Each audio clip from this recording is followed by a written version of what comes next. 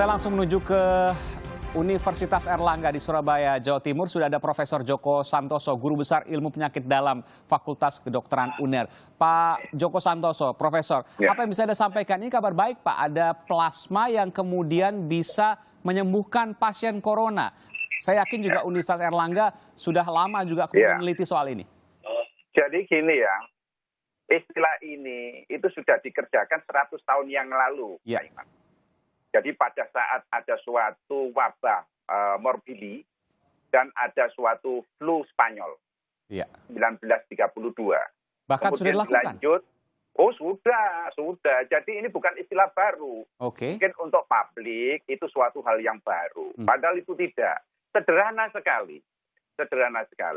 Walaupun itu mesin itu belum datang, itu yang biasanya fresh frozen plasma. Yang namanya plasma itu kandungannya terdiri dari adanya zat penjendal atau pengencer, juga ada yang namanya imunitas yang disebut imunoglobulin, kemudian tapi tanpa sel leukosit dan tanpa sel eritrosit.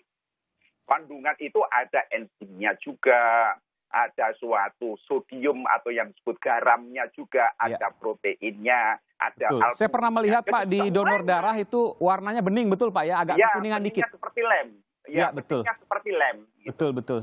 Nah, itu kandungannya sekitar 55% sendiri dari jumlah total darah. Oke. Lalu pertanyaan sekarang Pak Profesor Djoko Santoso, kenapa kemudian ini tidak dikembangkan secara cepat? Karena memang terbukti untuk bisa menyembuhkan, bukankah begitu Pak? Oh, itu hanya masalah pionirnya siapa? Masalahnya, karena ini sudah dilakukan di China, sudah dilakukan di Inggris, dilakukan di Amerika Serikat. Untuk alat itu bukan masalah untuk Indonesia. Masalahnya? Masalahnya ya inisiasi awal bagaimana itu didorong. Oke. Perlu alat massal maksud Bapak? Nah, kemarin kalau lihat beritanya dari Pak JK, itu akan mendatangkan alat. Nah, itu kan berarti problemnya itu prioritas kan. Jadi kalau itu prioritasnya itu didorong untuk lebih awal, itu 2 bulan yang lalu yang meninggal sekitar 600 itu mungkin bisa ditolong separuhnya. Saya menangkap pesan itu. Dan alatnya mahal Pak ya? Mahal, relatif. Berapa Pak? Relatif. Berapa Pak alatnya itu Pak? Untuk ukuran mesin cuci darah itu 400 mungkin ya antara 800-an atau berapa. 800 juta rupiah satu unit? Saya nggak yakin. Tapi itu kalau mesin cuci darah 450 juta. Jadi artinya bukan hal yang 800 juta itu relatif. Iya. Artinya negara bisa negara bahkan rumah sakit swasta pun bisa melakukan itu. Bahkan lembaga-lembaga swasta pun bisa. Artinya bukan yang luar biasa. Saya ke Bu Monika. Bu Monika, kenapa kemudian tidak dikembangkan secara cepat ini? Sebenarnya sekarang sudah dimulai, Pak. Karena setiap center-center di Jawa dan Bali sudah mulai mendata donor dan ada beberapa center yang sudah mulai mengambil plasmanya. Cuma untuk melakukan hal ini tentunya diperlukan memperhatikan keamanan dan kenyamanan penderita. Karena kriteria donor dengan resipien itu juga tidak bisa asal saja. Misalnya, donor mempunyai kriteria tertentu, dari resipien atau penerima mempunyai kriteria tertentu. Untuk donor itu yang pertama itu dia harus positif. Dia telah memberikan hasil positif pada PCR sebelumnya dan kemudian dia harus 14 hari sudah sembuh dari gejala-gejalanya.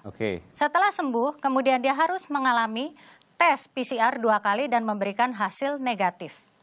Nah, itu merupakan salah satu kriteria daripada donor yang susceptible atau dapat diambil plasmanya. Iya, satu orang diambil plasmanya bisa diberikan kepada satu penderita. Hanya satu penderita, Bu?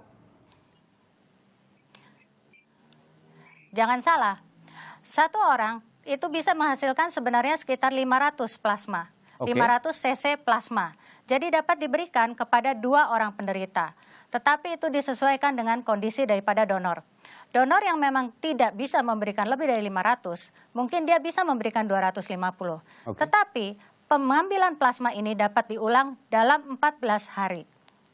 Jadi bisa diulang untuk orang lain. Jadi donor itu tidak hanya cukup sekali, karena bisa diulang. Dan ada juga program di mana donor itu bisa memberikan secara kontinu. Pertanyaannya sekarang sudah ada 600 lebih pasien yang sembuh. Artinya kalau seandainya diberdayakan sebagian saja dari itu kan banyak sekali bisa menyembuhkan. Bagaimana Bu Monika?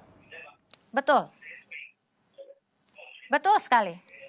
Maka dari itu saya menghimbau kepada seluruh senter, baik rumah sakit pemerintah maupun rumah sakit swasta, supaya bersama-sama mulai melakukan terapi ini. Sehingga dapat mengatasi masalah ini dengan seluruh persatuan dan kesatuan dari bangsa kita. Baik, terakhir Pak Demikian. Profesor Djoko Santoso, apa yang bisa disampaikan terkait, boleh saya katakan ini sebuah kabar gembira yang sesungguhnya bukan baru juga? Ya, jadi saya berpesan bahwa beliau-beliaunya yang sembuh, ya toh, sesuai dengan SOP-nya agar terpanggil untuk memberikan sumbangsi tiap paling tidak itu 1 minggu, 2 minggu sekali. Oke. Sehingga akan dikumpulkan plasma-plasma itu pada penderita-penderita yang sakit berat. Oke. Jadi kalau ada 600 itu dalam 1 minggu paling tidak ada 600 lah, itu minimal itu untuk memberikan sumbangsinya. Nah, sehingga PMI dalam hal ini harus kita dorong untuk juga menginisiasi lebih banyak di PMI Jawa Timur, Jawa Tengah, provinsi lainnya lah. Karena kita banyak ahli sudah itu. Oke. Alat di drop itu sudah bisa memberikan sesuatu yang sangat legar. Baik, baik. Jadi selain PMI juga ada rumah sakit yang juga bisa aktif untuk kemudian memanggil mantan pasiennya untuk kemudian menyembuhkan pasien yang lain yang masih dirawat saat ini. Tentu ini kabar yang baik. Terima kasih Pak Profesor Djoko Santoso dari Fakultas Kedokteran Universitas Airlangga dan juga Ibu Monika dari Biologi Molekuler Universitas Kristen Maranatha di Bandung, Jawa Barat. Terima kasih telah memberikan informasi